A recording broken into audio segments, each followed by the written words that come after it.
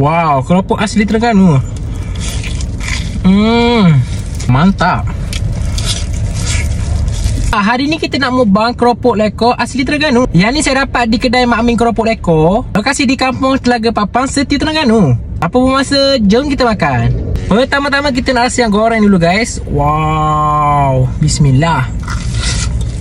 Rangup. Wow, sos dia masam-masam manis. Dan keropok dia pun rasa ikan guys, memang kuat. Wow, bismillah.